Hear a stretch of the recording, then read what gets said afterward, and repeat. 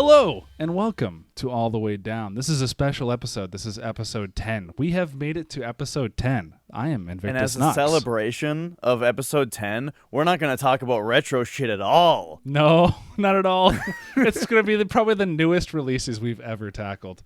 And we're going to work to put this out so you guys get it as soon as you can. As I said, I'm InvictvsNox. This is DashRetro. That's me. That's him. What's the first thing you want to talk about? It's weird because I'm kind of more interested to talk about what you're going to talk about, but I don't know your level of interest in my subject. I'm good on both of them. So, I mean, how itching are you? I'm not super itching. I'd like to hear about Returnal first. All right. Yeah, so I've been playing Returnal on PS5, and it's weird. It's weird to talk about. Let me just say up front, overall, I think I really like it, like a bunch. But there's like some big caveats to it. So before that, it's a sci-fi thing, right? Yeah, so super base level. What the hell is Returnal? It is a sci-fi horror shooter, right? So by sci-fi horror, I mean it's got very much the vibes of like Alien, where you're on a alien planet and the aliens are hostile and scary and they're real like H.R. Geiger-y or kind of little Lovecrafty. And I know whenever people hear like, oh, it's got tentacles, it must be either hentai or Lovecraft, right? No. Like, I'm not just saying it because of tentacles. It's like cosmic horror, psychological horror kind of stuff. You know what I mean? So it's got a little bit of that going on. But as far as the gameplay of it goes, it is a roguelike, over-the-shoulder shooter. Just third person. Yeah, okay. Yeah. So it's a roguelike third-person shooter. The roguelike elements, though, let's get into that later. You can ignore it for now. So it's a game where the movement feels super good. So it's third person. One of the first things I noticed about it that I really like is your character's movement speed is like real good. Like you move and the jumping feels great and you've got a dash and you just move and it kind of looks a little bit like Metroid Prime in a way, where it's like you're in a room and there's going to be there's a few doors, you fight the things that are in the room and then there's like some doors, right? And when you run up to the door, it opens like a Metroid Prime door and then there's the next room, you know what I mean? So that kind of lends to then the fact that it's kind of a roguelike where each time that you play it, it randomizes the rooms and the layout of them. You know what I mean? So like there's like a bunch of different types of rooms, like shapes of rooms, and it randomly assembles them into a level, and you go through it room by room, fighting all the dudes, shooting the guns at them, and yeah. So you said it was like Metroid Prime. I've actually never played Metroid Prime, but I kind of have seen what you're talking about, where it's kind of like a room-by-room basis. It's almost like if you were to take, what's the shit called? Well, I guess any older Zelda game, right? And then kind of made it into like a shooter game. But Metroid Prime was first-person shooter, right? Yeah, Metroid Prime was first person. I kind of mean in the general aesthetic, though, of like, first of all, of it just being like an alien planet, right? But then also the fact that you're in a room. There's like some platforming elements to the room. There's going to be enemies in it, and then there's a certain number of doors that are the exits, and then when you're done with the room, you go through one of the doors, right? So yeah. Couple things about it. First of all, that I really, really like is I mentioned the movement speed feels good. The shooting also just feels really good. Graphically, it's really good. Like the alien designs are really sweet. And I guess the other like really big important thing to know about it is that it's as far as like how it looks and plays, is it is extremely video gamey. As in like arcadey or Yeah, like the enemies shoot projectiles at you, and the projectiles that they shoot are generally like big glowing balls, you know? And it's almost like bullet helly at certain times where you know, in bullet hells where uh well, first of all, just that sometimes there's a lot of projectiles, you know? Sometimes there's shock waves that come out that you gotta jump over or dash through. Sometimes enemies shoot big bullet sprays at you that, and bullets are like big, colorful orbs, you know? And then sometimes, and this is really like the Toho-y kind of stuff, is where the bullet patterns that they're shooting kind of look cooler than are difficult to dodge. You know what I mean? Like you see them shooting out this bullet pattern, and you're just like, "Whoa, that pattern just looks really sweet." More like a you know? firework display than actually Yeah, a display of national defense. yeah. So the game's got a really unique look to it, where it's this like horror sci-fi shooter look, you know, where you've got a lot of particle effects and things are colorful and all that. But then, yeah, the enemy's attacks have like big video game presentation to them, which I think looks really cool. And it's just nice because, you know, you got to be able to recognize what the dudes are doing very quickly, because another thing about this game is it is fucking difficult. Like, it's super brutal and unforgiving as far as like when you take damage and that kind of thing. So would you say it's the Dark Souls of sci-fi shooters? I mean, I haven't played very many sci-fi shooters, but it's tough. I would not say it's the Dark Souls, though. It's kind of the opposite because it's a roguelike. It's not like, oh, this guy is super hard and I died and now I get to try again.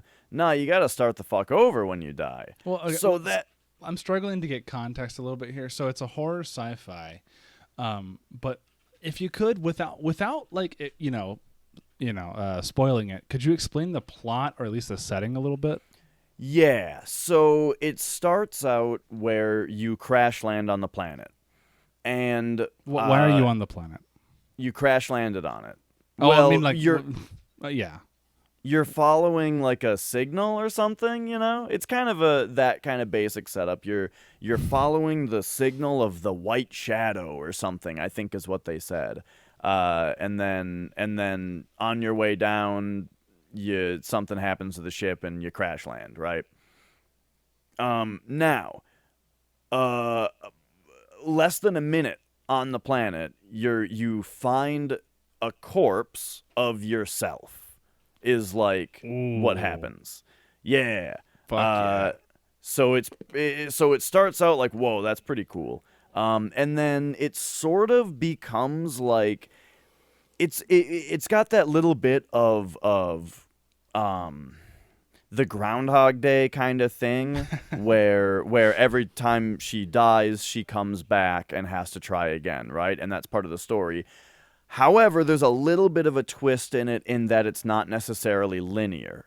You're finding corpses of yourself that you didn't personally experience. They're from the future, you know? They're like a future you. You're also finding a lot of like audio logs that are you from the future. This is where the roguelike part comes in, I guess, because you're experiencing universes that you haven't experienced. Yeah, and cool. The idea of like dying, having to try again, and the fact that like also then it's like, oh, weird, everything's different now, and like it shifts around, and now I have to try again, and that kind of thing. So yeah, so the character is aware of the loop, and that is part of the plot, is that they're in this loop, but also they're finding themselves in the future also, to add a little bit of time fuck. If you ever played time fuck, it's kind of like that. Oh, that's a thing? I thought you were just saying that. Oh no, it's an old Ed McMillan game where like it's like it was on Flash. It's like a puzzle 2D puzzle platformer, but the whole no, it's like it's action based, like you know, you play it with a keyboard. But like that game is really cool because the whole time it's room by room, right? You solve each room's puzzle and then you go to the next room. But you've always got this. Every time you go to a new room or every time you die, you from the future is talking to you the whole time, and he always says that he's like one room ahead of you. It's like you in the next room is talking Ooh. to you now the whole time. It's great.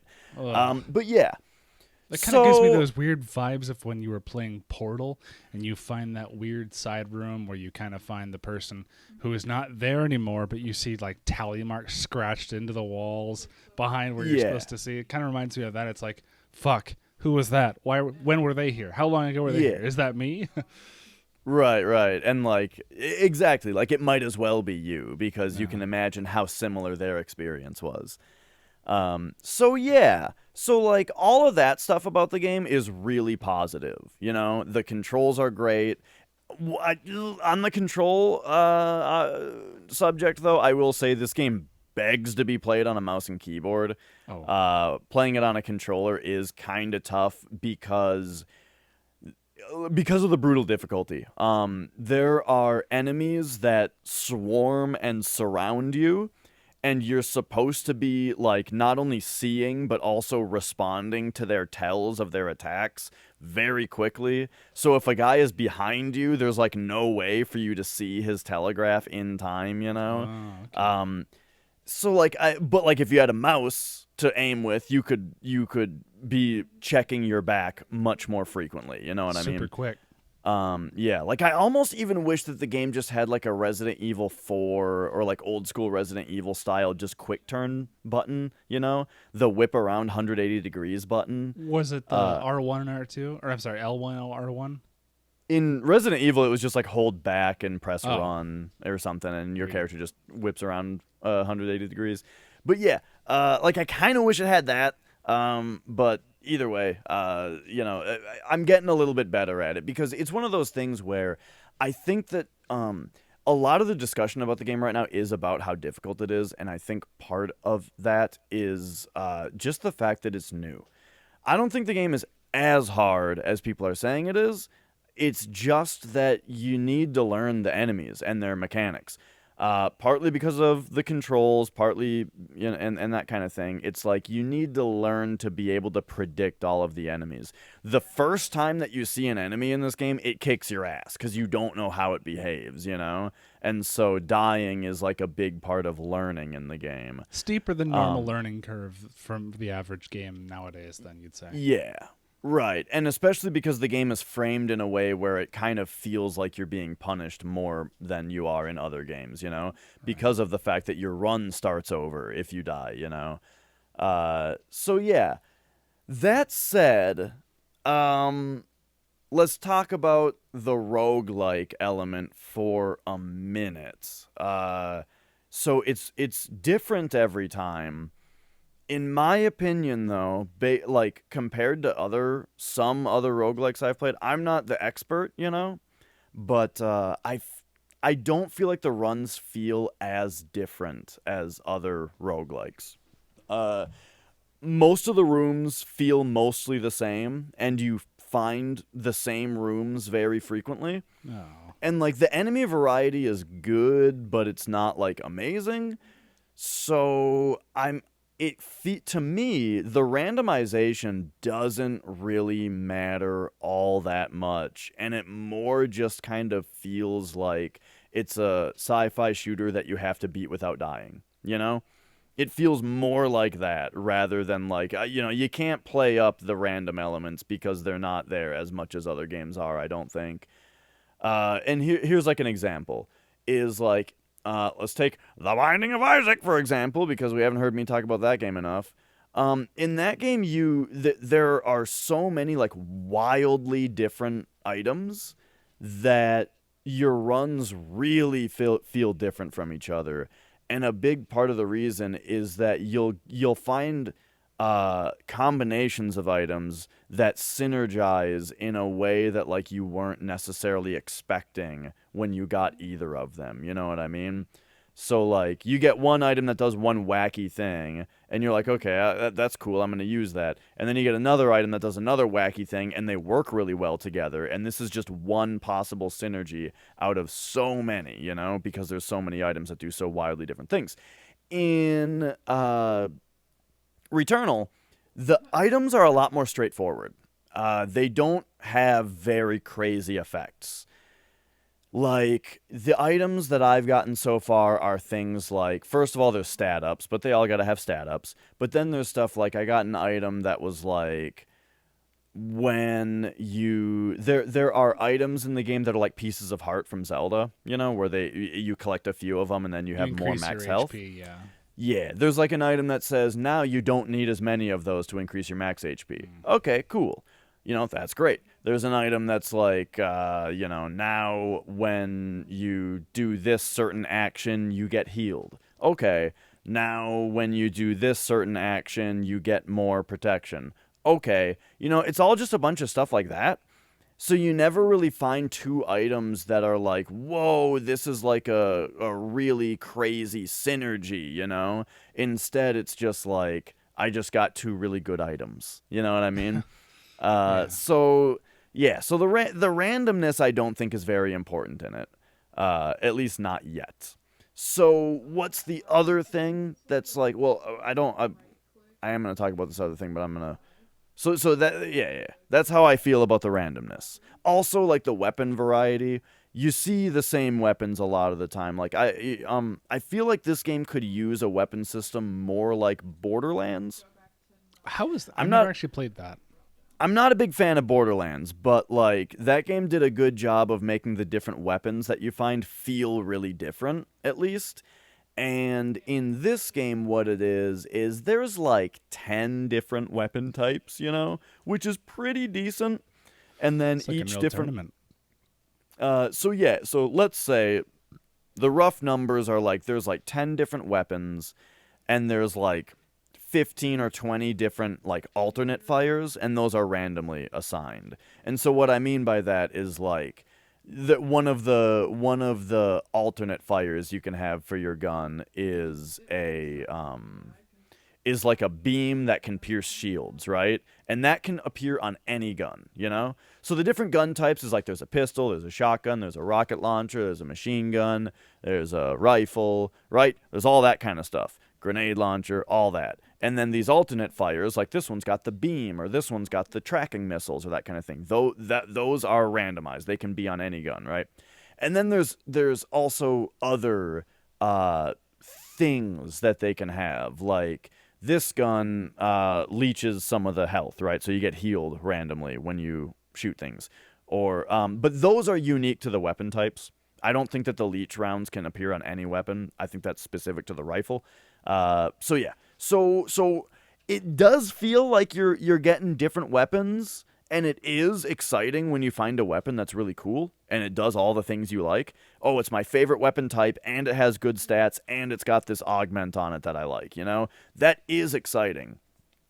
But as far as the roguelike elements going, when you compare it to other roguelikes, it doesn't feel as different as other games, I don't think, necessarily.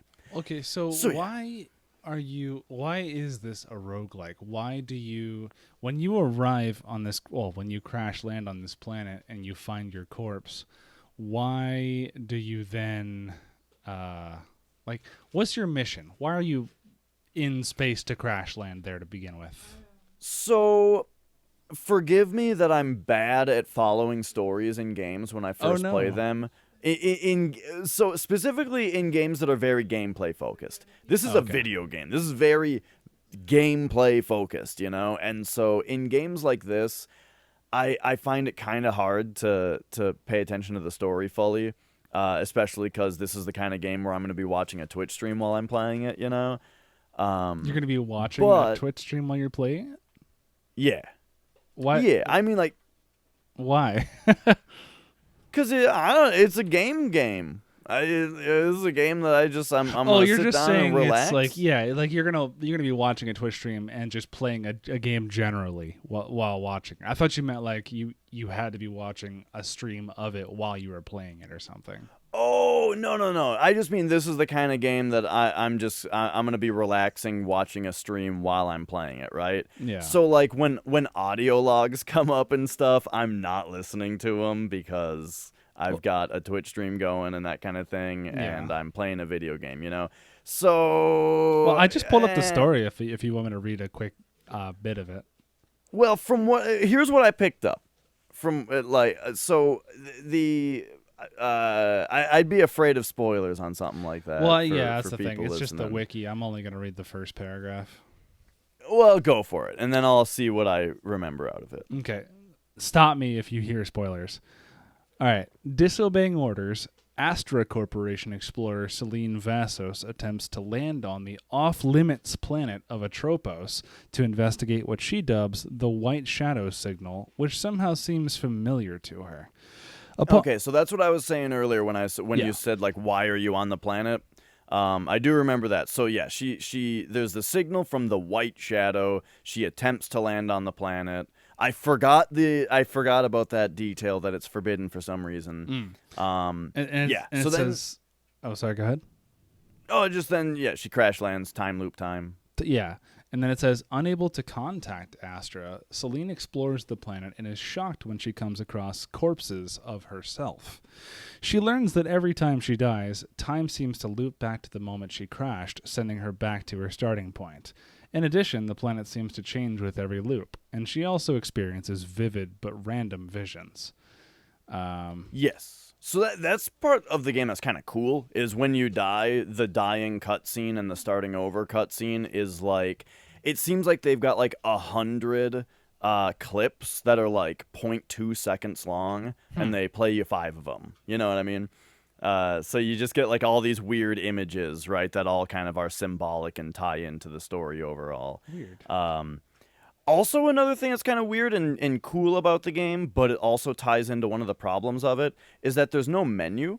So when you boot the game, it gives you the Sony logo, then it gives you the Housemarque logo, they're the developer, and then it just then the game just loads and you're playing. Whoa, really? So yeah, so I really like that. That's cool. However, that ties into our biggest problem with the game. But before we get into problems, I want to tell you a little story. So I'm playing this game, right? And I'm like, hey, this game's pretty cool. And I'm going around, and the story's a little intriguing because I'm paying attention to it at this point. And listening to the audio logs and all that. And then this thing happens in the game that I won't spoil it, but let's just say, like, you walk into a room and there is a door that is special, and it is very intriguing, and you're like, I want to go in this door, right? Real bad. So I approach the door, and a pop-up in the game comes. Like, this is the most interested I am in the story yet, because this is very intriguing. And a pop-up appears on screen that says, you cannot enter this area until the game has finished downloading. Oh. And I'm like, what the fuck are you talking about? I got this game on a disc, and I put it in, and it gave me a progress bar, which I waited a while, right, until it was 100%. I did not launch the game prior to that. Waited till it was 100%, and then I launched the game. And that's what happens, right? And I'm like, this is real weird. So, first of all, downloading is confusing wording, because I didn't download shit, except for the day one patch, which I did wait to finish before I launched the There's game. always one. There's always a day one patch. And then also, why isn't it done yet? So that's weird. And then that leads us into, we'll get back to this story, because immediately that leads us to this game's ultimate problem right now for me and for a lot of people, which is that you cannot save and quit and come back later in this game. Huh. For some reason, that's not an option. This is a roguelike, right? So like the idea is you got to beat it in one go, right? But you shouldn't have to beat it in one sitting, in my opinion. Oh, yeah. I'm the type of person who I think, first of all, I think the justification is that you can rest your PS5. If you need to go to bed or go do something, you put your PS5 in rest mode, then you boot it back up and you're in, right? Unless the game decided to like update and restart while the system was resting, then you're fucked. But Which, by the way, on the PS5, I heard is like lightning fast. Getting like in and out of a game from sleep mode, like I heard like getting your console woken up, go into the application that you played last, the game. I've heard it's like almost you're instantly there. Yeah, it's real quick. So yeah, if you don't know, the PS5 can sleep just like the I think the PS4 could PS4 rest sleeps, yep. also. So does PS3. So does PS3. However, PS3 definitely didn't keep the game going while you rested. Did PS4? I don't even remember. PS4 does keep the game going while you rest, like the Switch does. Okay. So yeah. So I think that's the idea, is you can put your system in rest mode, you know? But and then you can come back and you can finish your run. But what you can't do is anything else. You can't launch a different game. You can't turn off your PS5, Web and that's browser. a big deal for yeah. So that's a really big deal for me because personally, I have like 3 different places in my house that I play games in, and I move the PS5 to wherever it is, you know? Why? Well, I've got my computer desk, I've got my living room, and I've got my studio, right? And so Do you move it frequently? Yeah. Like, how often are you moving your console? I don't know. Pretty much every time I want to play it, I move it to the place that I move it to. Would or you that say I wanna like play it. at least a couple times a week, maybe? Yeah. Wow. I'm sorry. Yeah, 'cause that's it's like- uncommon. I think. Well, it's like if I want to stream PS5, I move it to the studio, right? If I want to play PS5, I move it to either the living room or the computer desk, whichever spot I'm gonna play it at that time. So like for me, that creates this issue where when I start a run of Returnal, I am dedicated to it because I'm not allowed to turn my system off because the game has no save and quit option, which is fucked. It's fucked. something. There are like this. This is a high stakes game, right? Like I was saying earlier. The roguelike part of it I don't really care that much about because like the randomization element of it isn't that big of a deal, really. But like it is a high stakes game, and I do think that part of it is cool. The part that like the part where the idea is that you have to beat the game in one go without dying, you know? And that's like a big important part of the game, so I get it, right? I get why it's done that way and that it's high stakes, but games like Fire Emblem, for years and years and years, games like Fire Emblem have had a suspend feature in them where it's real simple. You save and quit, and then when you load the save, it deletes the save file, so you can't load it more than one time. Huh. You know what I mean? That way you're allowed to turn your system off, you know? But you can't like load the game every time something goes wrong. You know what I mean? This is something that's been happening for years in other games. Why this game doesn't have that function is stupid. My guess, of course, is that the system has cloud storage. I think what they're trying to prevent is they don't want someone to be able to suspend their save and then upload it to the cloud, right? And then they resume and oh shit, they died, so they'll just download their file from the cloud now. You know what I mean? Or And then even load worse, again. like what they used to do. Do you remember did you ever use the website GameFAQs or Game FAQs? Yeah. Did you know, so when you went to a particular game, you'd see its traditional, like, you know, white and kind of light blue layout. You'd see like a grid pattern, like almost like an online Excel sheet. You would see FAQ, cheats, walkthroughs, and sometimes this was actually even older in GameFAQs history. I think it was before the IGN merger, but you'd see saves. You could go to a menu and you could actually download other people's saves and then just load from that and then play that save. It was crazy. I was like, why would anyone want to do that? But right. people I did. don't think you've been able to do that on PS3, 4, or 5. I don't think so I either. think that save files are bound to PlayStation Network accounts. But a question in chat here: could you duplicate the save file and move it one copy won't get deleted? Move it one. That's what I'm talking about yeah. the cloud storage, right? But it deletes itself after you load it once, right? The cloud one won't delete though. Oh, okay. So like people did this to exploit Demon Souls a lot, right? That you could like get yourself into a certain spot, upload your file, and then if something went wrong, you could just download it from the cloud, right? Which it's like, okay, so people can cheat. If they do that, who cares? It's a single player game. You know? Like this is a single player game. It doesn't really matter if someone wants to cheat. You know, I don't care. I don't feel like we should inconvenience everybody by not having a suspend feature I agree. just to prevent someone from cheating in the single player game. Yeah, you know, I don't know.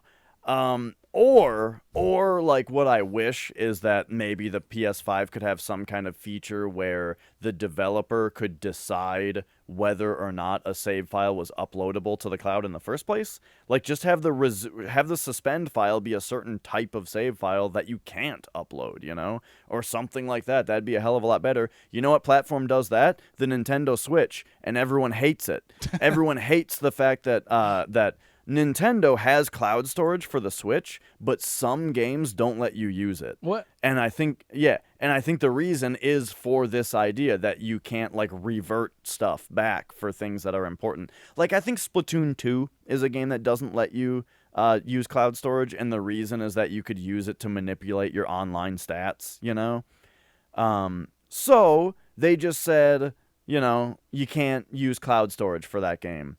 Which means that if you ever changed switches, you wouldn't be able to, like if your switch broke, right, and you had to get it replaced, then your Splatoon 2 file would be gone. Which sucks, but you know what you can do? You can save and quit Splatoon 2, and you can come back later. So, I don't know, man. It's fucked. That I think that they'll fix it, but right now it's Who made like... the game? Housemarque. Housemarque. What else have they made? I don't know. Their logo is like that little blue or that little green blocky robot thing that I definitely have seen before, but I don't know what games they actually did. Looks like a cog to me. They're a Finnish company. But okay, let me get to all the problems though. Go ahead. So the fact that you can't save your file means that you can't go do something else, right? But you know what else it means? It means that if your game crashes, then you're fucked, right? Your run is totally dead. Because it's not like it's auto-saving, you know. A game like The Binding of Isaac lets you save and quit your run and come back later. And also, it auto-saves so that if there's a crash or something like that, then you have a spot to go back to that's not nothing. And the other problem is what I was just saying, where I got to this point in the game where it told me that the game was not finished downloading, and with any other game, what you would do is, okay, save and quit, reboot the game. But I can't do that because I'm in the middle of a run. You know what I mean? A run that I cannot save. So I did it anyway, though. I quit the run and quit the game, and I scoured the PS5 for like information about something that was downloading or uploading. Couldn't find it anywhere. Anywhere in the interface, I could not fucking find a menu that told me what was recently downloaded. So I relaunched the game, and I get to the thing again, and I'm like, oh boy, here we go. And it gives me the same message. Game is still downloading. You can't enter this spot. God damn it. So I'm like, fuck. So again, go back to the PS5 menu. And again, I cannot find anywhere on this system information about shit that's been recently downloaded. So but when I went to the, I went to the Returnal game though, and I went to like the information about it. And it said that it said that the size of the game was 55 gigs, and that the like install portion or something was at 37 out of 55 or something. And you were playing it. Yeah. Wow. This is doubly confusing. First of all, the game's not finished installing, but I was playing it. Secondly, the game claims that the size of the file that it's taking up is the full install file, which is not done yet. So, like, I'm, like, very confused about this. So I'm like, okay, let's just hang out here and let's see what it does. It doesn't do anything. It's not going anywhere. It's not installing at this time. It is just sitting there at the 37.5 gigs. It does not appear to be active, you know? So I looked it up online, and people are saying, oh, yeah, okay, so it's bugged. It's like, apparently it seems to be some kind of bug with either this game specifically or the PS5 that apparently, here's how it works.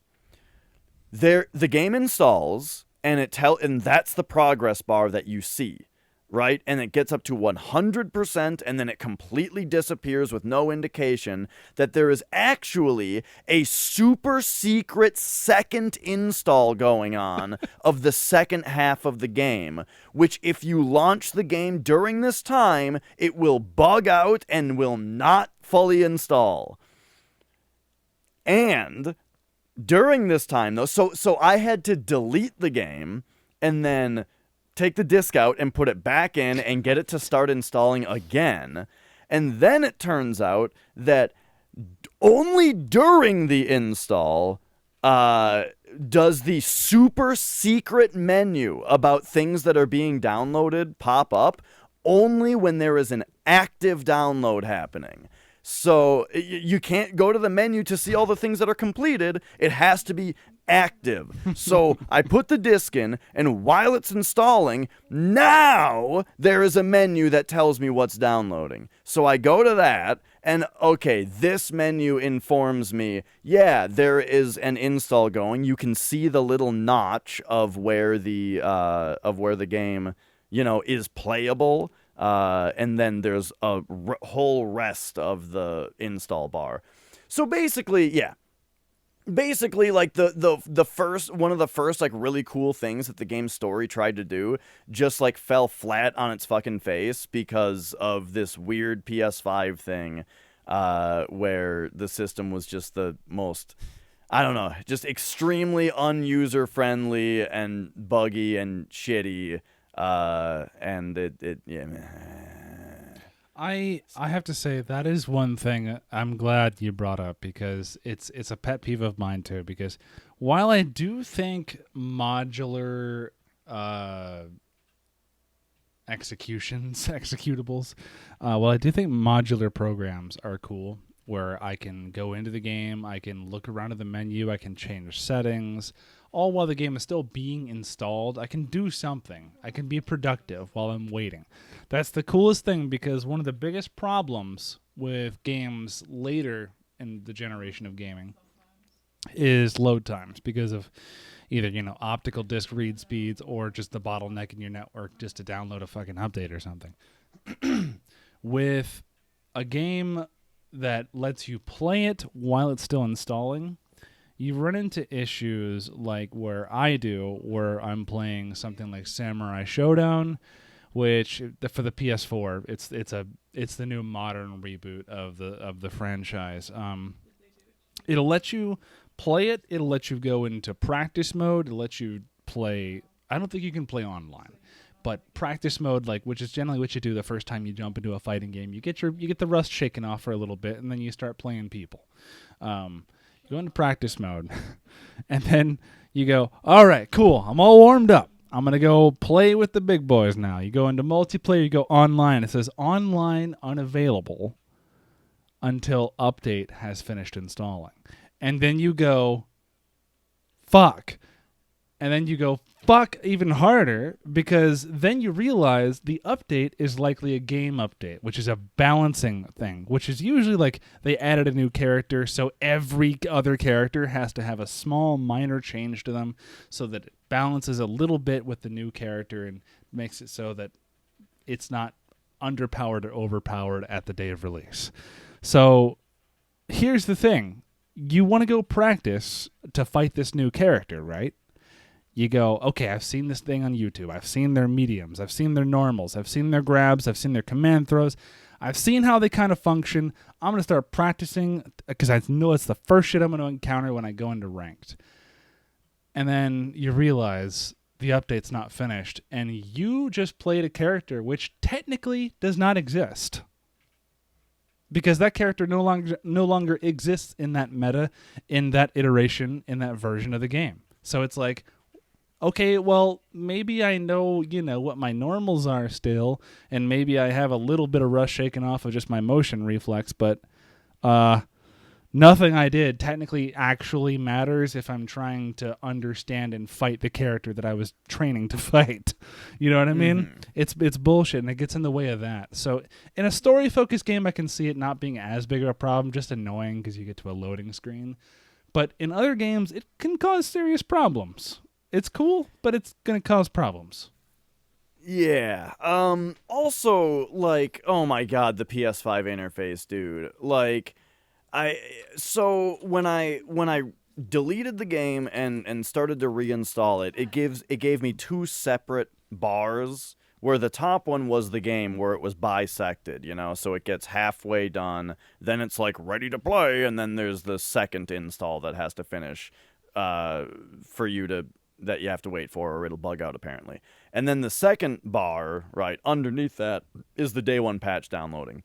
So it installs to the 100%, gets halfway through the bar, and then when the patch finished download, and it gave me like time estimates, like 5 minutes until you can play it, 30 minutes until it's fully installed, and then the patch was like 5 minutes until the patch is done downloading, right? They all had estimates. When the patch finished downloading, it interrupted the game's install to install the patch. So it like stopped everything else, installed the patch, then went back to the install, at which point the install was visually bugged out, which then that worried me that everything was fucked again, because the progress bar of the install went back to the halfway point, and now and it said that it was like 99 plus hours remaining for the regular install, but then like 1 second remaining for the second install. And the 1 second remaining for the second install was counting up by seconds. And I was like, oh no, it's fucked again. But it counted up to like 20 seconds and then just finished. So I was like, okay, I guess it's fine now. I was gonna say there was something I saw before. It was I think it was in a TV show or a video game, but it's one of those things that's definitely like you wouldn't see it in Windows, because it looks like something that's designed to be spyware that like a virus just took over your PC. But it was one thing where a guy was just like waiting to install something. It's just a blue progress bar, goes all the way up to 99%, freezes. He goes, oh shit. Whole progress bar turns red and starts counting back down. It's like, no. And I was like, I don't think Windows has ever actually done that, but it's hilarious thinking about just small little bits of something as small as a fucking operating system can cause you great anxiety. Yeah. So that's my little story of like frustration just with the PS5 and modern consoles, and that kind of put a little damper on the start of the game for me. But other than that, I mean, gosh, I wonder if I really missed anything, just where like I mean, the game is really cool and really fun. It's just I wish you could save and quit and come back. And then I also think that like maybe the randomness should be a little bit more pronounced. There's one other thing about it. There's one other thing to talk about with it. So I've rolled the credits on the game already at this point. And which means you've beaten it.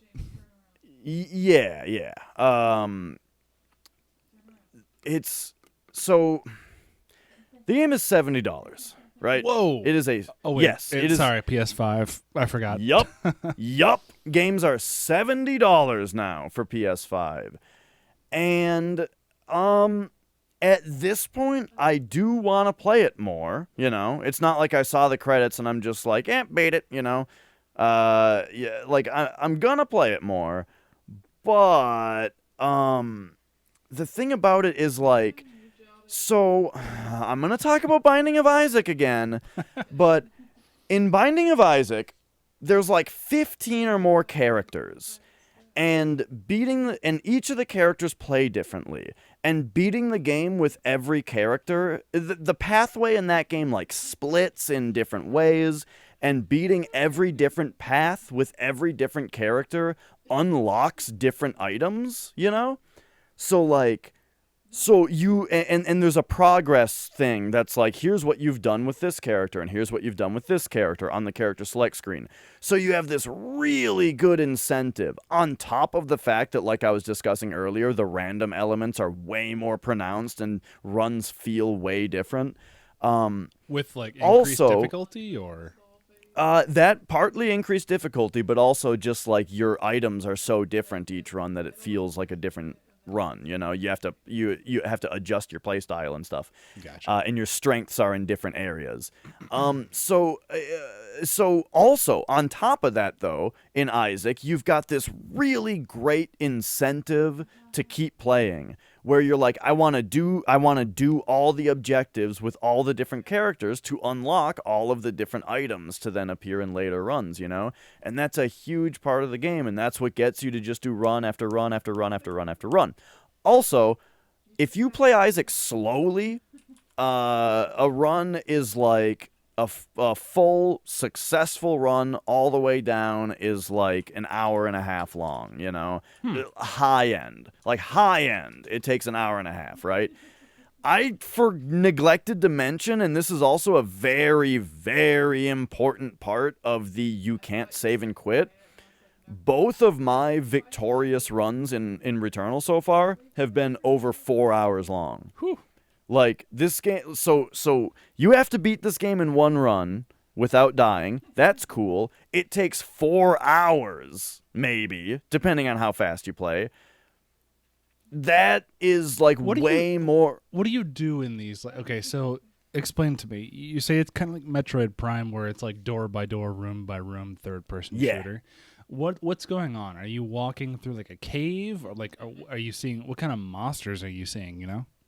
So there's different areas, and so the first place that you're in is like a rainy forest, you know, and the monsters, like the first one, they're like wolves with tentacles, kind of, and they shoot like a spray of bullets or they bite you, right? So you can shoot them, you can melee them, all that kind of stuff. But then there's also monsters that are like floating jellyfish, right? And they shoot a different kind of wave of bullets at you, or they shoot like a beam at you. Then there's these fucking bats, dude. Don't get me started on the fucking bats. And then there's like these other guys that are like big troll dudes where they like lunge at you super fast, so you gotta learn to read their telegraphs really well because they do a shitload of damage to you and hit you out of nowhere. I did see a tweet on Twitter. Obviously, someone said, "Here's how you know Returnal is a retro game, because everyone hates the fucking bats." Oh my god, dude! It's like the enemies telegraph their attacks, you know. But these bats, dude, they are like the prime example of what I was saying earlier, where they swarm you, they get behind you, and when they do their telegraph, that's like, I'm gonna lunge at you and attack you, you've got like no time at all to react, you know? Which also means that if there's one behind you, it's just gonna hit you, you know? They're also really hard to hit because they're like weaving around. They're bats. And shit. Yeah, fuck them. Yeah. Yeah. Anyway, there's a decent variety of enemies. But yeah, it's like you go into a room, you assess the threat, you have to fight the guys in the proper order because, you know, you need to get rid of the threats first. One thing I really like is that these big guys, like that troll guy I was mentioning, that's like big and does a shitload of damage and moves really fast. That kind of guy is like, you need to have 100% focus on this guy to kill him without getting hit, you know? But the thing is, big enemies like that, they first appear as like a red orb in the middle of the room that takes like 20 seconds to spawn. So when you see that red orb, it's like, shit, I know I need to kill every other one of these motherfuckers right now so that when this guy spawns, it's just me and him. You know what I mean? So that's cool. Also, another little thing I neglected to mention that I love is that, okay, so let's say you fought all the enemies, they're all dead. Then you're in the room, there's just some things around, right? Pick up the health pickups, find a chest, it's got a new weapon in it. Do I take the new weapon or keep my current one? You make some decisions like that. You maybe find a couple secret items that are hidden away in spots, that kind of thing, right? Then it's like, okay, so there's 2 doors. This is what I love. If it is a side path, your map shows the door as like a pointed arch. It's like a darker blue triangle door on your map, and that means that is a side path. And then the main path, though, is like a rectangular lighter shade of blue. So immediately, if you want to be thorough and do everything, go that way. If you're beelining the main path, go that way. That's I cool. really like having that information. Yeah. Kind of like so a that's Doom really map. cool. Like how, like how that was a weird fucking thing coming out. Like how in Doom where you have like a darker, I think it's darker brown on the wall that shows you, hey, there's a door here. You should check that out. And then it's usually like maybe like a foot deep corridor that just has some super armor or like a shotgun or something like that in it.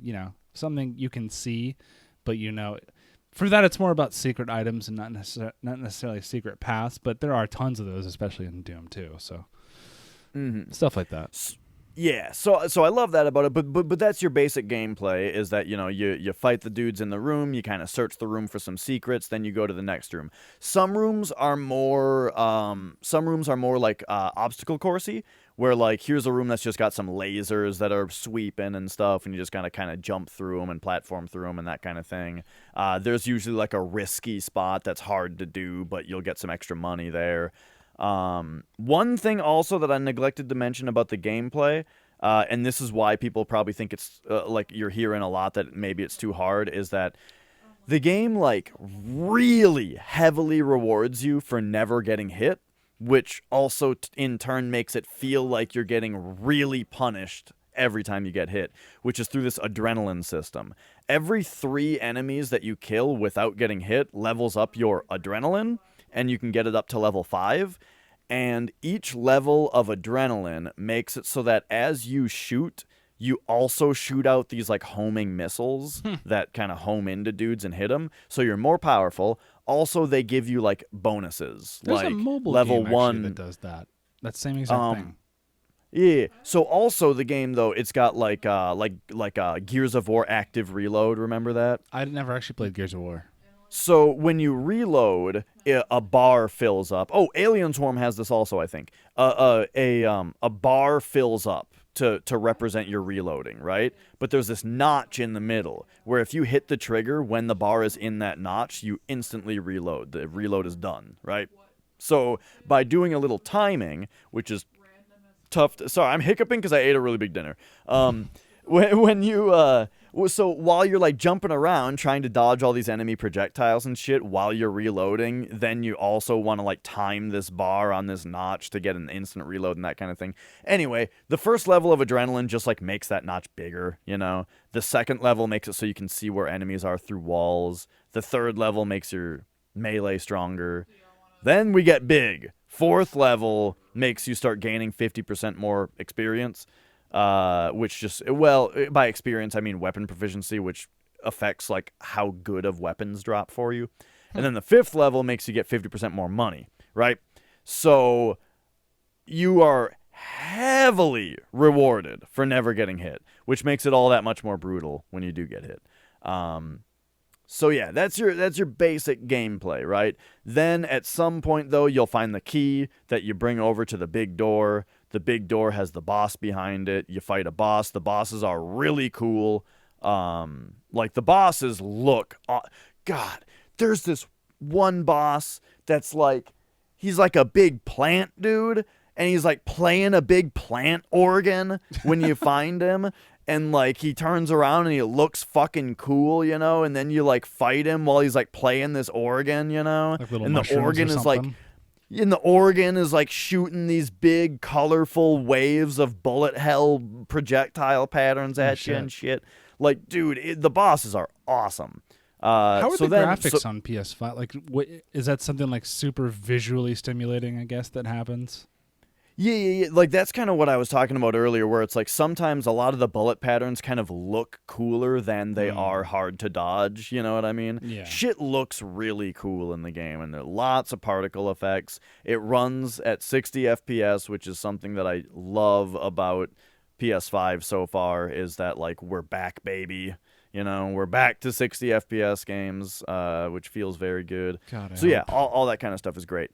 But what was I ultimately getting at though? So I don't know. Maybe that gives you an idea of the gameplay. After you beat the boss, then you move on to the next area. The next area is super different, right? Visually and like totally new enemies and that kind of thing. And there's like there's 3 areas in a single run that you go through. You know, so they're very different from each other, especially at the end. So yeah, there was something I was getting at though, and it had to do with the 4-hour-long runs. I feel like. The ones you said that if you feel like you want to do everything, it takes you 4 hours. Yeah.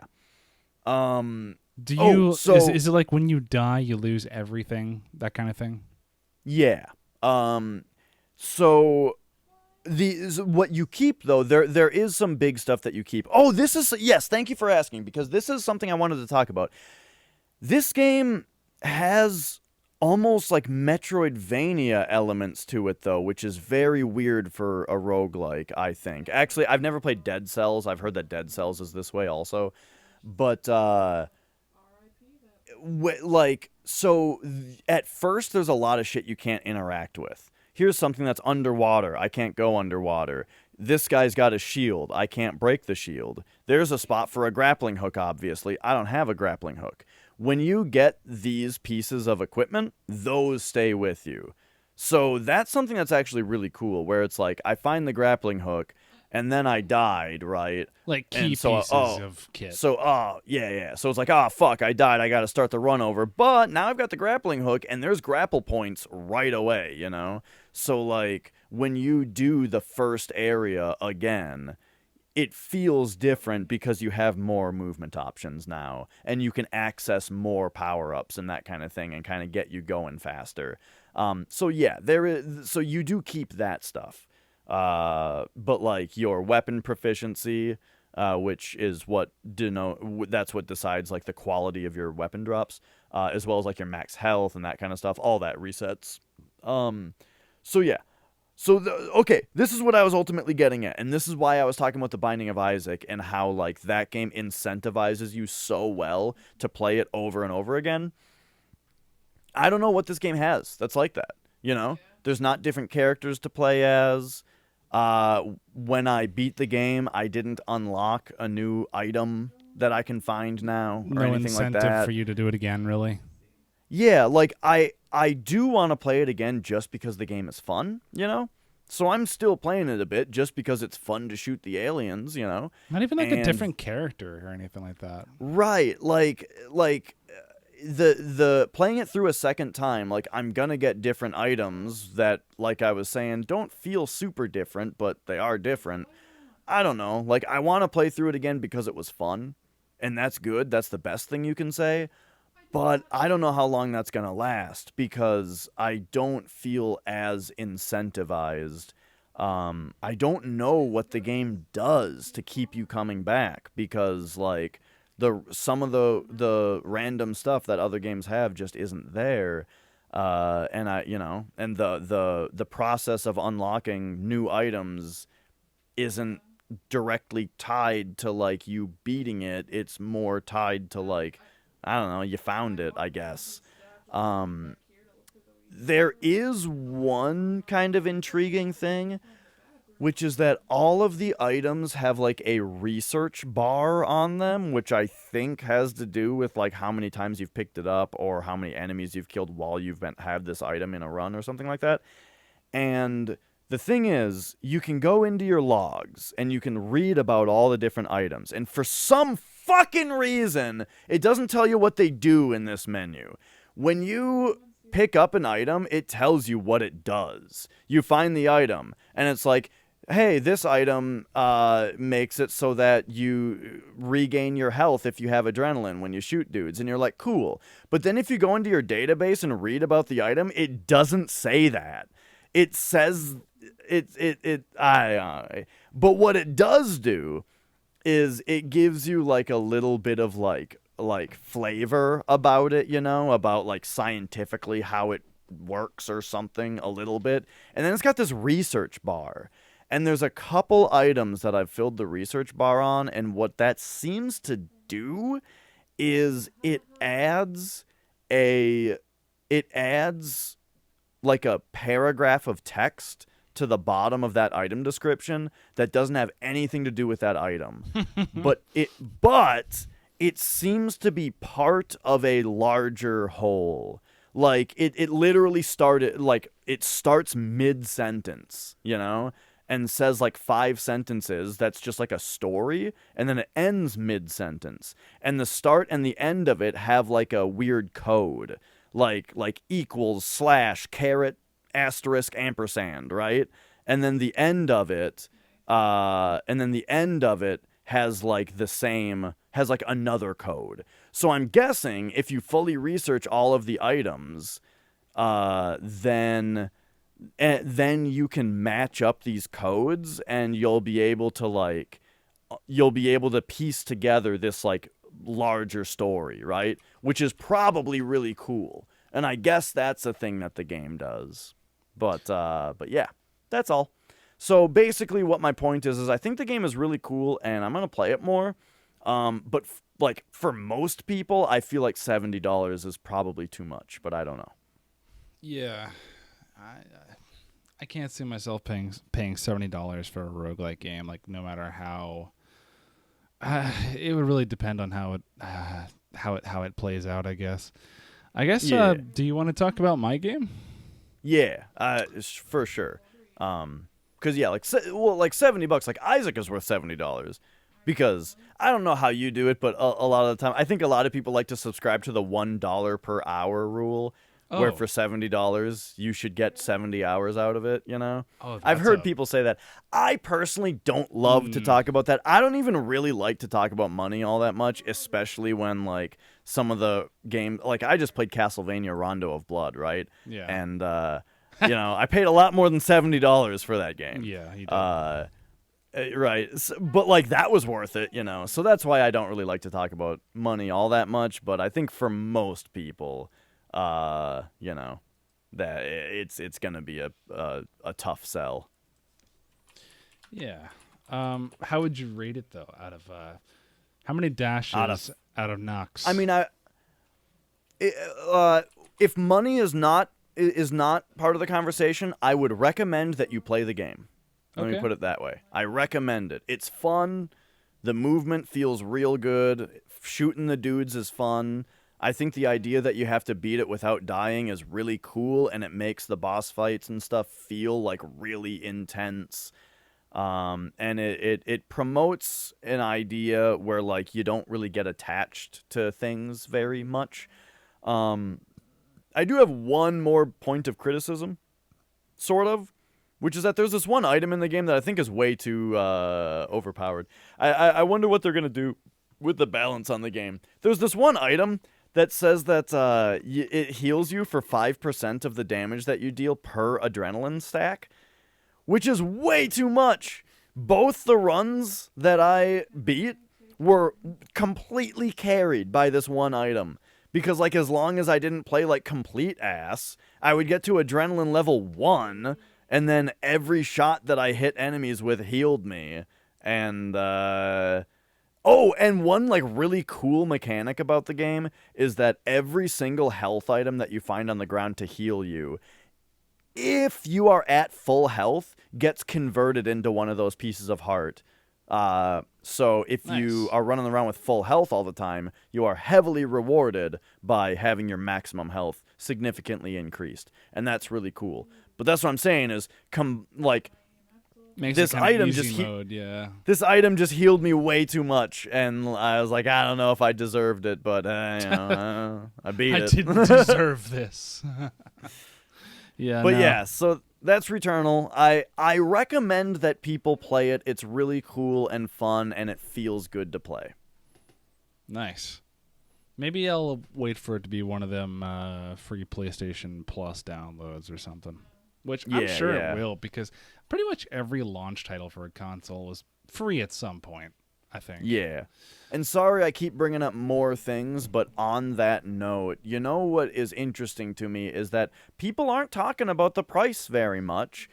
I feel it's weird. It's like PS5s are so scarce, and I feel like the people who have PS5s are just happy to be able to buy the game and play it because they have a PS5, you know? But I don't know. People should be complaining about the price a little bit more, I think. Yeah. On that, I've heard that it takes a lot of money and a lot of time and a lot of effort, and video games a lot of times kind of risk not breaking even.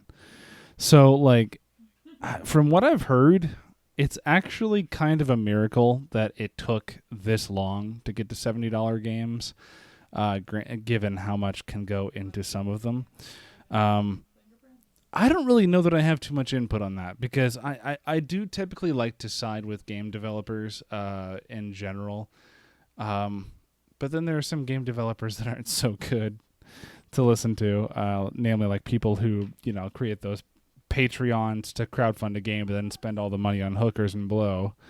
Well, all I would say about it is I'll happily pay $70 for a game if it came with the promise that we were back to how things used to be, of I get the whole game. Yeah, when I do fucking that. Don't give me the DLC bullshit at that price. Exactly. So Demon Souls, totally worth it for me, and Returnal, like we'll see. But like, as long as the game doesn't nickel and dime me, then I'll be on its side, right? But yeah, I can't stand like the idea that like, game, just that like games were $60 for so long when most games had a season pass and stuff like that. So many games were $100 for a long time and still are. Basically, that's fighting games. I mean, you have to pay $50 to $60 for a brand new fighting game that comes out, and then there's 3, potentially up to 5 to 6 different seasons of DLC that you have to pay either $30 for the season pass or $7 to $9 per character individually. Like there's like usually 4 characters per season, so it's like you're just paying so much overtime. And of course, with the way fighting games work, you wanna know how to play those characters online, or you want to know how to defend against them.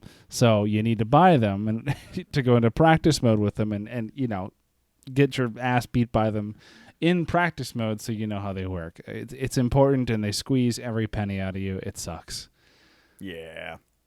So, speaking of though games that aren't $70, I was going to say hopefully won't have a season pass, probably. Hopefully. Tell me about new Pokemon Snap. So new Pokemon Snap is $60. Upon announcement and upon seeing it become available, I said day one purchase for me. There are very few video games at all anymore. I can't remember the last time I had a day one purchase for a video game for me. And I've been waiting for Pokemon Snap for literally more than most of my life at this point, because Pokemon Snap is the quintessential for me, coupled with Pokemon Stadium 2, the quintessential N64 experience. Like, that's my experience with N64. Throw in Pokemon Puzzle Challenge, and then what was another big one I played? Hey You Pikachu didn't count because that one was kind of terrible. But anyway, I've been waiting for Snap for fucking ever. I have been waiting, and I think I said this on a couple podcasts before. I have been waiting since the Wii U for them to do something like this. I was going, oh my God, this is the perfect thing for a new Pokemon Snap game, because you have motion controls, you have something that you're holding in your hand like this, and you can move it around and take pictures of Pokemon. That would be fucking awesome. We didn't get that on Wii. We didn't get that on GameCube. We didn't get that on Wii U. We finally fucking got it on Switch. I was so happy to get that. I had my first playthrough of it with my friend Maggie on stream Friday, and I think I probably spent a couple hours in it earlier, just before the new Discord, on Discord, just before the podcast. And we kind of just went through things, just going through levels, looking at how you get through secret paths, looking at like how you manipulate Pokemon in an environment to get them to do something, to unlock something cool or a cool event to happen for you to get good pictures of in a level. That's like the classic fun of the first game. So that part is very well preserved. I would say it's a little bit more challenging though, which is good, because it shouldn't be as easy as it was. It's a little bit more challenging to figure out what to do and when. There's a couple new mechanics. There's actually a lot of the same mechanics of the original game. It's still an on-rails, quote-unquote, shooter. It's a photography game. It's on rails. You're in a little cart that just goes through a level, and you try your best to get the best shots of all the Pokemon you can before you get to the end of the level. And at the end, Professor Oak is like, "This shot is shit. Yeah. What the fuck were you doing?" And my God, let's talk about how much of an improvement that is with this game. In Pokemon Snap on the N64, oh, yes, wonderful. That's everything. Well, that was my favorite, though. Wonderful. I loved the delivery of that one. Yes, but that every 2 seconds for a 10 minutes straight, every level gets old real fucking quick. And it suffered the same problem as the game I just mentioned, Pokemon Puzzle League, was the voice lines. Oh, while my they're God, they're okay, they're fine for the first 5 minutes, and then oh my God, that's all there is. That's all you're gonna hear. I'm gonna win. When you're hot, you're hot. I'm gonna win. God when damn. you're hot, you're hot. I'm gonna win. Just as the combo bricks drop. Oh my God, I have tried to play that game and watch people play it, and I cannot handle the voices. You need to play that game on mute with music. It's such a good game, but fuck the audio of that game entirely. And actually, no, not entirely. The sound effects of you breaking bricks and then the rest dropping, it's very tactile, and it's very actually pretty satisfying. But everything else, aside from maybe the music, just terrible, fucking awful. Not so in new Pokemon Snap. It's very nice. It's it sounds like you're just okay. So it's got that same kind of element of, I'm going to say one thing oh, or hey, look at this, or something else. But while I'm saying that, there's a much bigger text box going below me. You know what I mean? You're getting more context when you actually read it. None of that sounds off. It sounds like you're just kind of, oh, hey, yeah. Oh, that's good. Nice. It's not repetitive. It's not theatrical. It's just that's a good shot. Oh, yeah. What? This is great. I've been wanting this forever. And then quickly I found out my biggest disappointment yet with the game. And that was, this is my first run, mind you. That was that it doesn't utilize the fucking features that I wanted it to all along. Which, here we go. Where I don't have the Joy-Cons attached, but here's a Switch right here. Nintendo Switch. It's a camera in my hand, man. I should be able to control this like a camera in my hand. And you know what? I was like, I'm not going to complain. I've been waiting for this fucking game, and it's actually pretty good. The levels, all the Pokemon in it, even the ones I don't even recognize because I'm not a fan of those generations, they're all adorable. Their interactions are cute. They're all scripted, of course, because that's how Pokemon Snap is. They're not just randomly thrown in there. You can interact with them and make them do cute shit. It's It's all great, but you're still using your stick to look through. To like actually aim and look around, then you zoom in and then snap. That's how you take your pictures. That's how it was in the game before. Now, when I did my second run in Discord a couple hours ago, I was like just going through it a little bit more to learn a little bit more about the game, and it was largely the same. A lot of the same actually. And then I ended my Discord stream because I said, all right, guys, I got to go. I got to get ready for the podcast. I'm going to go start setting up. I think I just hadn't heard from you at that point in time, so I said, all right, fuck it, whatever. I'm going to do a little bit more research. I play it. I go through the menus. Bam. Motion controls. It's right in the menu, and it's default off. And I'm like, excuse me? This is like the shining feature of the Switch right now. Like, why is that off by... No, dude, you should be showcasing that from the tutorial from the very start. Really did not like that. Huge bummer on that front. And I think I found out quickly thereafter, it made itself apparent as I think I know why it's default off. So I play the game docked, just because that's how I play most Switch games. And I figured, it kind of makes sense. If I'm not playing this handheld, it's probably not going to control all of that well. So I'm holding the two Joy-Cons individually like this. And it's like, okay, yeah, okay. It's doing something, and it's not listening to me. It's not doing what I want at all. So I go, okay, yeah, that's fucked. Let's try something else. I put it on the actual Switch itself. I undock it. I play it in handheld mode. And pretty much immediately, it clears up and goes to almost exactly what I want. And that's to say that it actually did kind of go with me. So the thing is, you're holding up the Switch like this because you're holding it like you're holding up a camera. So you're moving around... and the Joy-Con kind of just expects these kinds of movements, so you can choose the speed of how fast it tracks too. But you do this and you look around the level and it looks pretty good. The problem then becomes... Oh, sorry. Go ahead. Well, go on. Well, I was going to say there's a problem with it though, and that is... I think a fundamental flaw that I don't think the Switch can actually solve, which is I'm holding this in my hand. I expect to look around, and I expect the game to track with me, and I expect to look at whatever Pokemon is standing there at any moment in time. That is something I don't think... Like, that's something that requires, like, AR, like, augmented reality level, like Xbox 360...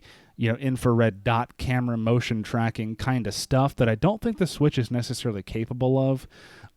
So what this does is it goes with the speed of the way that you move the Switch rather than like looking at the environment and tracking where things would be in a static position. So what you run into is I am not looking over here fast enough even though I'm moving the Switch. So I have to, instead of doing this in a rounded curve, I have to kind of pull in the right side a little bit more as I'm turning, so it feels that motion, and then it looks at what I want. So I have to make over corrections with my hand. But the problem also comes in when you realize that you're not facing the right direction. You're like looking to your side when you're doing this. So you then have to move your cursor with the left Joy-Con stick to actually still do fine corrections while you're moving all around with the Switch. Right. I don't...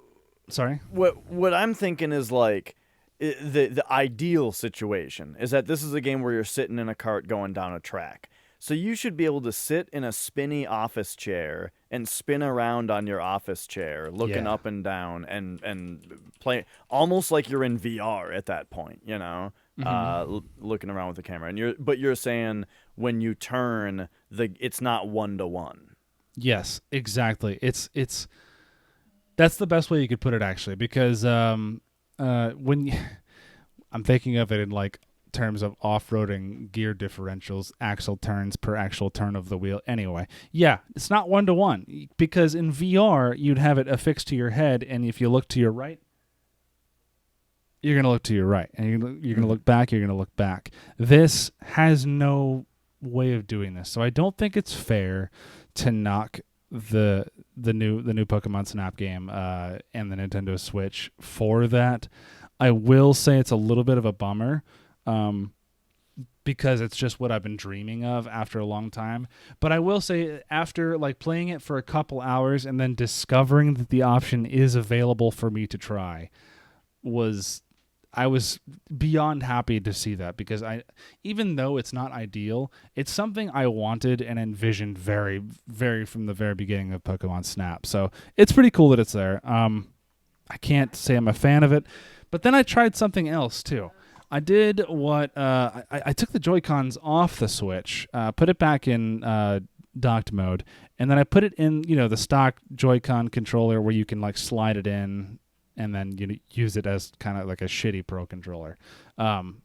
This way was interesting because it wasn't good. It wasn't good at all compared to handheld mode, but it worked like if you had to hold it like on a flat plane, and if you wanted to look up, you actually had to tilt it up, and if you wanted to look back or over, you actually had to rotate it left or right, and it actually made it so you could get precise movements, which is what you want in like a looking system, but you're doing it in a very unnatural way with your hand, so it kind of ruins the entire point.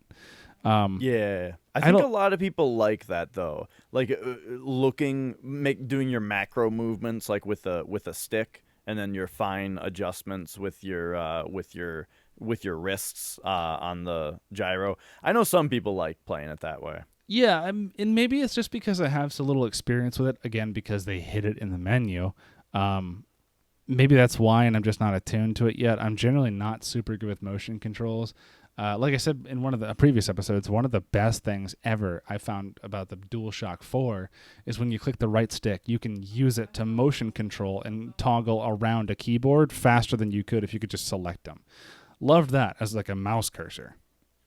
As in terms of a character looking places, I can't say I'm a fan of it yet. Maybe it's something I'll get used to. But I do think the next step, and God, I hope this game sold. I don't know what the sales figures of this game are yet, but I hope it's sold enough to where there's going to be another Pokemon Snap game, and I hope it exists in a world where Nintendo either no longer monopolizes Pokemon, or Nintendo decides to finally try and get back into VR. I think it's going to be necessary, because what I want in a Pokemon Snap game is I want to be able to look over here, go, oh fuck, while I'm getting the subject and picture of another Pokemon, and go, oh fuck, there's a legendary shiny Pokemon flying right overhead, and I want to see my camera come into my view as I'm looking up right at it and snapping, That is kind of the ultimate Pokemon Snap experience of what I would think. And I don't think it would even be that hard. You could do that right now with current PlayStation VR, no problem.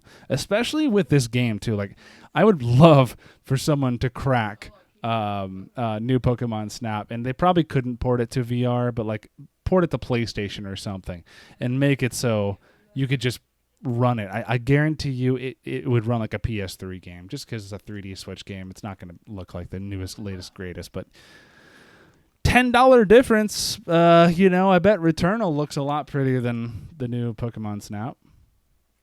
Yeah, but I mean, style goes a lot way though, right? Not that Returnal doesn't have style. Like I was saying, I love the big, pretty colors and the video gamey look of all their shit. But dude, Pokemon looks like Pokemon, and it probably looks great. Yeah, and did you ever play the first Snap? Yes. Okay, were you a fan? Did you beat it? I don't think I beat it. I played through the first few levels, and I think I just kind of got a little tired of it. Because didn't you have to do a certain thing in order to unlock the next level?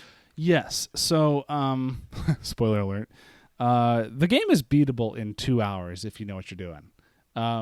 Me and my friend got really drunk one night and just gushed about Pokemon Snap, and then beat it in 2 hours, and then we passed out. It was great. Loved it. So it's a game you can do while even pretty inebriated, and if you know what you're doing, you can beat it, no problem. It's an experience. So what you do is, you go through an area, you go, seems like you didn't get all the Pokemon in this area because your score is not high enough. You need this big a score to get to the next area. All right, well, I go back. I'll take a couple pictures. Maybe I'll take this apple that I can now use now that I've unlocked it and throw it over here at this Pokemon. Make him go mad. Attack this Pokemon over here, and then like a series of events happens. Capture a picture of that event happening, and then wow, that's worth a lot of points.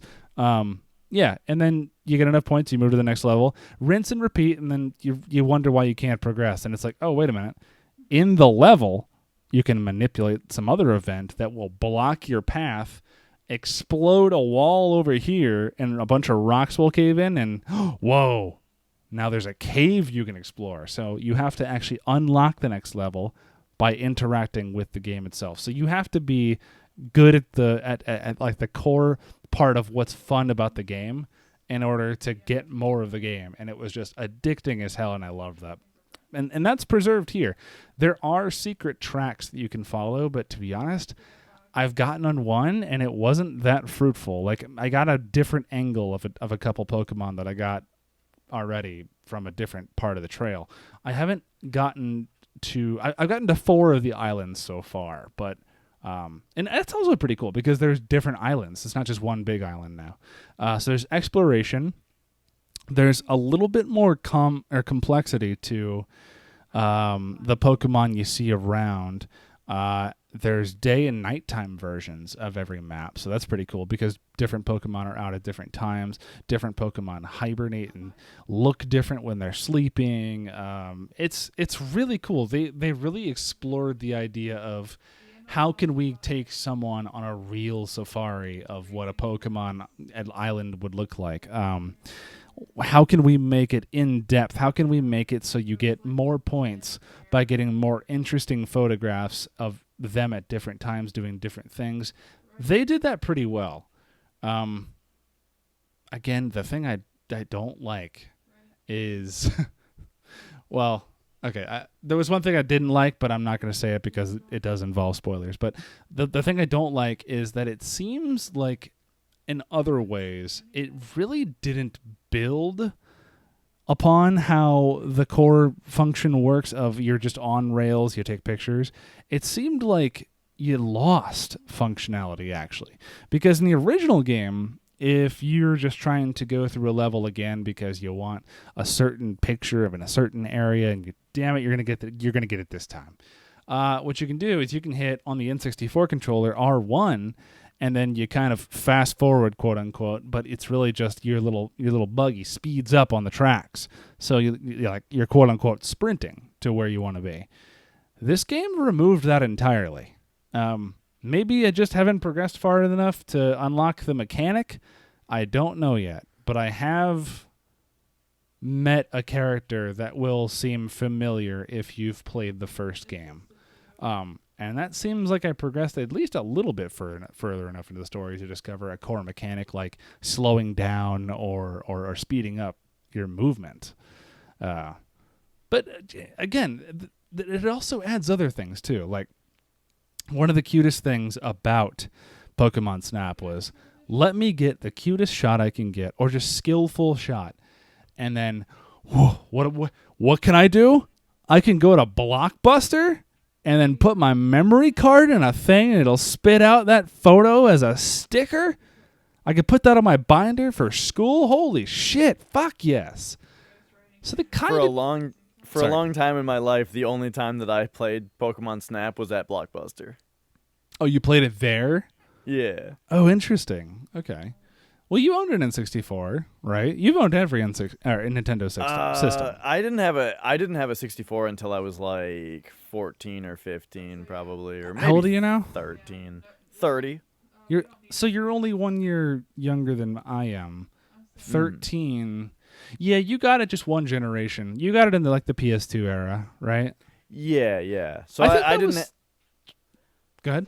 Oh, I didn't. Yeah, I didn't have a I didn't have a N64 when it was current. I didn't have a Super Nintendo either. Our family had an NES, right? we had an NES, and then we went straight to PS1, and then we're like PlayStation people for a bit, you know. And then one Christmas, it was kind of a funny story. Oh wait, this is a different story. What happened was, one time I went to a friend's house who was like not very into video games. I was just hanging out with them, and they had an N64 and Mario 64, and I was like, "Whoa, you got an N64 and Mario 64?" And at this point, like I had played Mario 64 a decent amount, but you know, always at like other people's houses or in the whatever. mall. Yeah. But so I was like pumped, and they were like, "Oh yeah, I never played that thing. Do you want it?" I was like, Fuck yeah. Yeah, I want this N64 and Mario 64. What the hell? Nice. So then I got it for free from a friend, and Dude, even today, it's actually kind of nuts how much the N64 held its value, especially on all its games. Like even today, an N64 with one game is still like $120 minimum. Really? Like that's a deal sometimes, actually. So yeah, that. And do you know like the little jumper packs, the little expansion memory packs with the red top? Mm-hmm. Those, because of like the pandemic and the retro, like, you know, the retro gaming market was already kind of getting big and exploding and getting expensive, but the pandemic apparently took those little memory packs were going up to $20, and then in the span of like 2 months they jumped to $40. Yeah, and I'm like, why? Yeah, didn't they like break games? Yeah, if you go to pricecharting.com and look up any game, it's like it's always a steadily increasing curve until 2020. It just blasts up to 5 times the price that it was before. Damn it. It's nuts. Maybe now that, like, you know, the vaccine's coming out, maybe the bubble will just burst a little bit and we can just... I wonder, because like do the prices of retro games ever go down? I don't think so. I feel like once a game goes up in value, once it is established that people will pay more for this game, I don't know if it ever goes down. Here's the thing, though, and this is actually a great conversation we could talk about another time too. Mm-hmm. I think the reason I agree with that. I don't think retro games really ever lose value, at least not by a huge amount all at once. I think it's because there's never existed anything quite like the Mister, where the Mister is like, I know, like, for the past few decades, everyone's like, oh, get a Raspberry Pi, just emulate it, it's fine. Like, the Mister is actually better than original in some ways, if you think about it. It's insanely cycle accurate and good, and like better than, when I say better than the original, I mean like, consoles have capacitors that go bad. Logic gates don't go bad. They're computational logic. They're never going to go bad. It's a digital on-off switch, or, you know, depending on, it could be a more complex switch. Either it's going to be something that makes it so people go, why the fuck would I pay, you know, like, what, it's like $1,200 for, what is that, PC Engine CD game Sapphire? It's just a shoot 'em up game. It's like a shooter game, like a sci-fi vertical shooter where you just play this mech suit, like piloted by this, you know, anime babe just in space shooting shit. That game is so fucking expensive. Or I could just pay like $90 and get a nice Mister setup and, like, you know, get a big ass SD card and then never pay for anything again and then play it all perfectly. Like, that's never existed until now. Maybe that's going to start making things go down. I kind of hope it does. Yeah, maybe. I do think, though, that, like, the ability to play games, I don't know if that's ever really affected the prices so much. It always seems like it is just scarcity, you know, where, but yeah, you know, like when limited run games recently did, like Shantae for Game Boy Color. I'm waiting for my copy. I don't think that the price of actual Shantae has gone down yet. But hey, maybe that's because people haven't gotten their copies yet.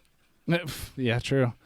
But I that's, unfortunately, I think you're right. That was one of the things that I thought about. So for those who don't know, Shantae is a Game Boy Color game made by Capcom It's a female protagonist, cute little. She's known as the half genie hero. She's like this little genie protagonist. She uses her hair like just long purple hair. Like she'll use it to whip as like a Castlevania style whip. It's like a little Metroidvania, but it's cute, and it's made by Capcom.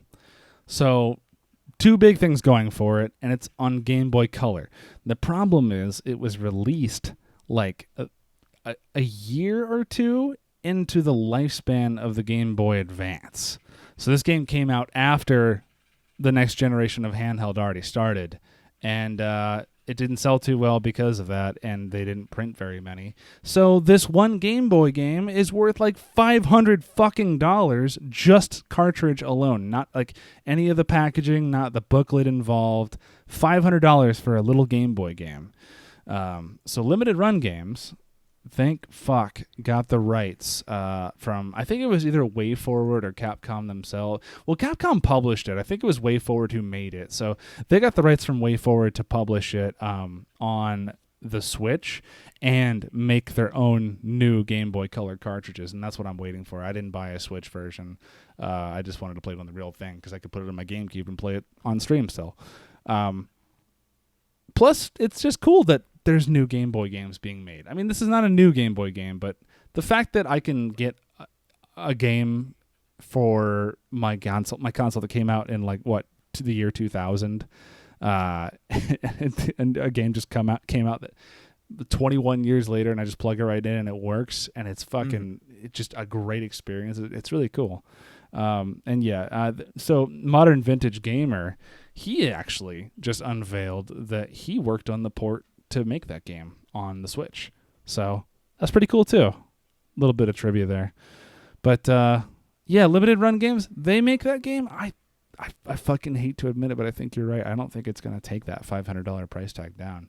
If anything, fuck, dude, it might actually make it worse because now more people have Shantae. Yeah, exactly. Like now the game is even more notorious, you know. And it's going to get bootlegged more and sold under the guise of a real cartridge, and people are going to get scammed. Mm-hmm. Oh, I hope not. I do hope. That's the problem with limited run games, though, man. They make them and then they never make them again. So it's still going to be scarce. Right. Well, anything more to say about Pokemon Snap? New Pokemon Snap? Yeah, it adds a lot of things you'd want and cute little things and cool little things that you'd want to the base game of what you remember on the N64. It's very good. I recommend you buy it. It's worth $60. It's adorable. The things that it doesn't do well, I appreciate that it at least tried. And I haven't played it enough to make a hugely good judgment, but I would say it's something I'm going to keep playing for sure. Nice. Would you recommend it? Oh, yeah. Buy it. Buy it full price right now. Make sure we get another Pokemon Snap at some point. Buy it right now. Especially because, god damn it, at least you know this game is going to work in 20 years. I hope. Yeah. Yep. Have we heard any more about the C-Bomb? I haven't. No update. I've heard that Sony acknowledged that people are upset, and the only thing they did so far was just not take offline the PS3 and Vita servers. They didn't say anything about fixing their fucking hardware problem. Yeah. And that's what I'm waiting for. The PSP store is still going down, but yeah. the Vita store won't. But I think you can buy PSP games on the Vita anyway, though. So, yeah. Would that require the Vita store to be online, or is it just available on the Vita store? I'm not positive. But yeah, I imagine you'll still be able to buy PSP games on the Vita store. But I'm not actually sure. Gotcha. I should probably look into that. But I mean, dude, the Vita is a great way to play PSP anyway. You can map the right analog stick of the Vita to the D-pad, so then you can play like Monster Hunter, but actually have a camera on the right analog stick while you run around with the left analog stick. It's great. Nice. I've never given any Sony handheld the time of day. I wish I did. It's just I skipped out that period of gaming. So. Oh yeah. Yeah, the PSP and the Vita are both like really, really great systems, you know? Like the power and the feeling of the systems and all that, they're both like They're impressive. really nice systems. But there is to some extent like a lack of games on them, I'd say, and a lack of interest from companies for some reason. PSP had some bangers, like the two, or at least Liberty City Stories. Probably Vice City Stories also. The GTA games on PSP are awesome. Liberty City Stories is like my favorite GTA game. I want to play Vice City Stories because Vice City is still to date my favorite GTA by far, and Tommy Vercetti, that's his name. I never got to play the Vice City Stories, and I was sad about that. Yeah, I started Vice City Stories, and you know what? I didn't finish it, but I think the reason was I had just played GTA 3, then Vice City, then San Andreas, then Liberty City Stories. So it was the 5th GTA game in a row that was just this style, you know? God, and I was fatigued as fuck, yeah. I was just done with it. I can picture that, yeah, for sure. I did my thing with GTA was I never cared about the story. It never intrigued me enough. I just wanted to drive around like an idiot and blow shit up. I was that when I was younger. Yeah. Yeah. Well, that's mostly when I played it. So that's how I was. But like the one story that captivated me actually was Grand Theft Auto 4. Nico Bellic. Nico Bellic's a really fucking good character. Like that, his whole story is really cool. I never beat the game because again, I just have too much fun fucking around. Also, the kind of environment of Liberty City was kind of bleak, so it kind of was depressing at certain times. So I didn't want to play it all the time. But still, the story, the interactions were great. And then Grand Theft Auto 5 came out, and that had to be probably one of the best campaigns of any video game I've ever played, actually. That held my attention.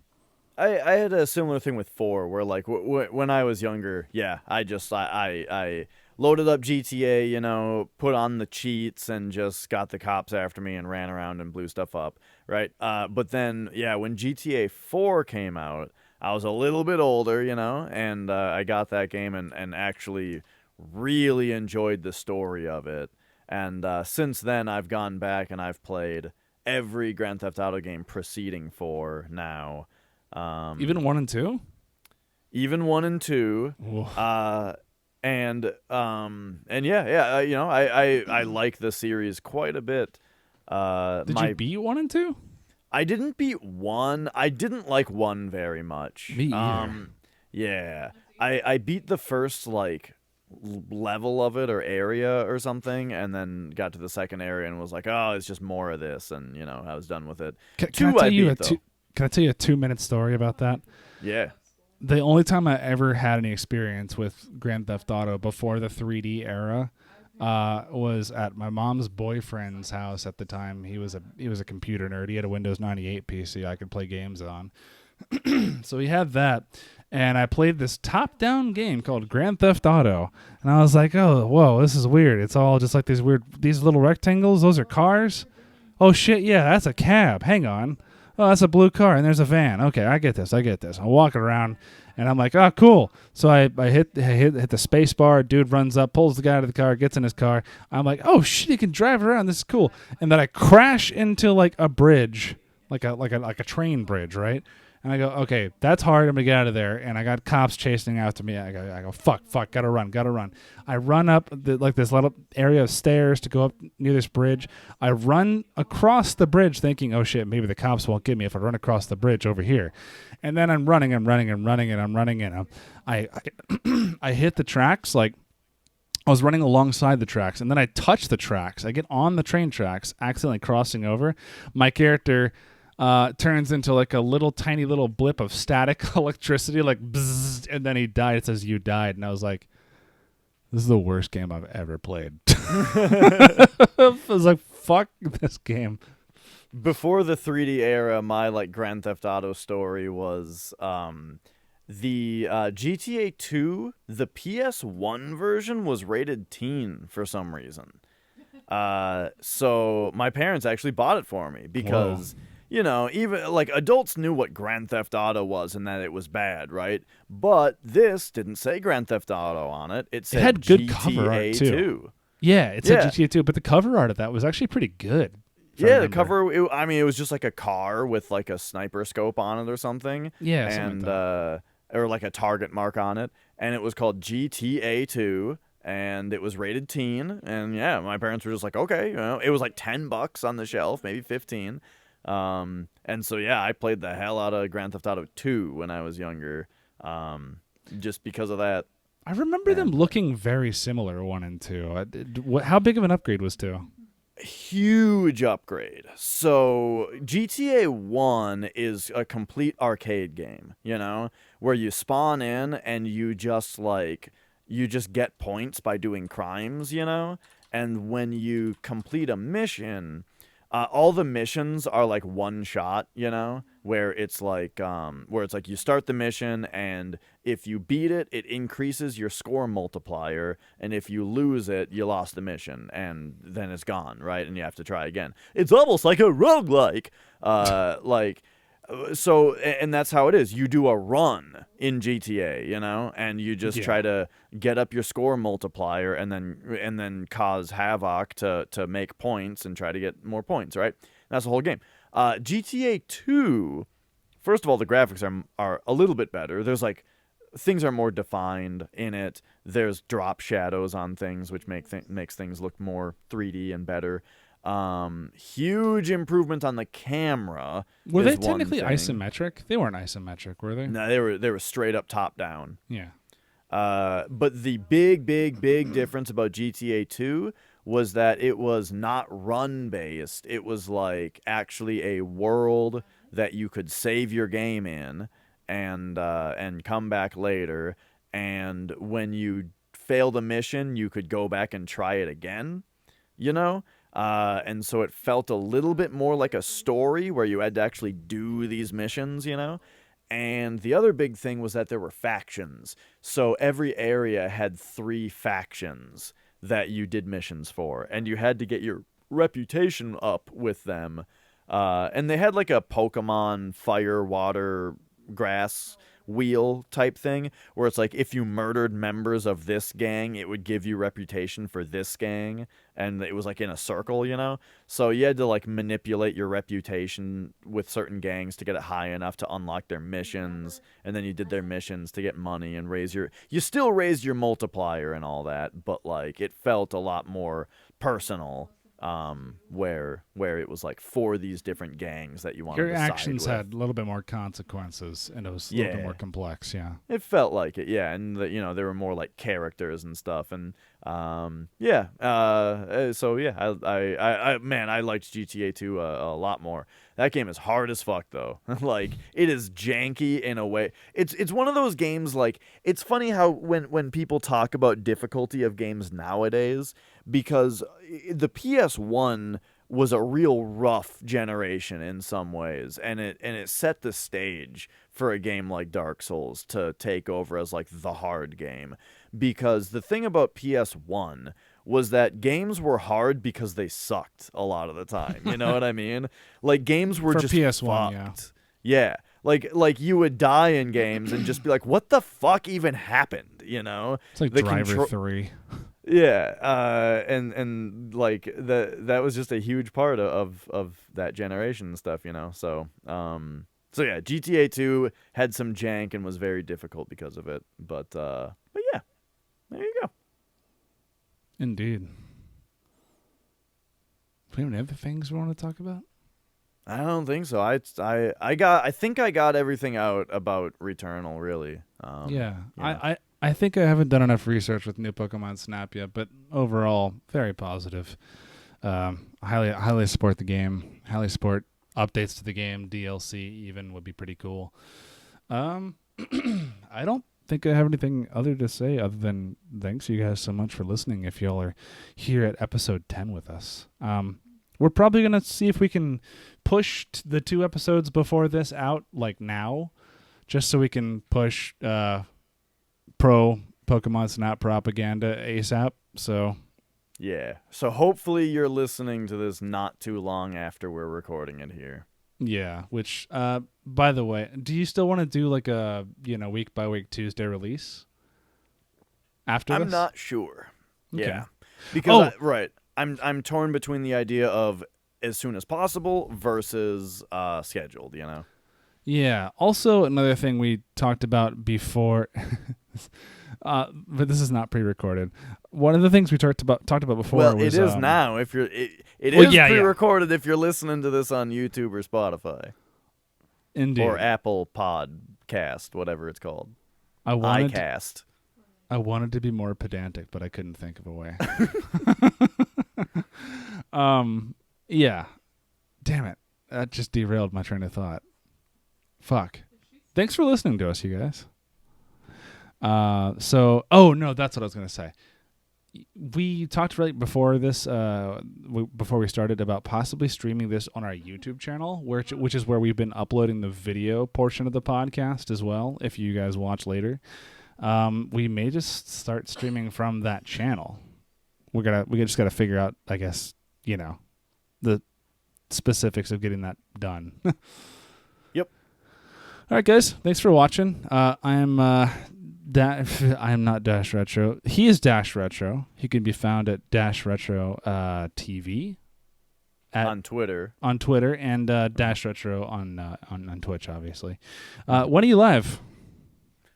I do Sundays, Mondays, Wednesdays, and Thursdays. Central Time evening. Mm-hmm. Sweet. And I am Monday, Wednesday, Fridays, 8 p.m. Eastern Time. That's when I'm streaming. I'm not streaming for the month of May. I'm not streaming for the month of May, except for the podcast, obviously. But yeah. And then I'm on YouTube and TikTok and Twitter and everywhere else. InvictvsNox everywhere. Anyway, go follow us both. Appreciate you listening. See y'all next time in episode 11. Peace.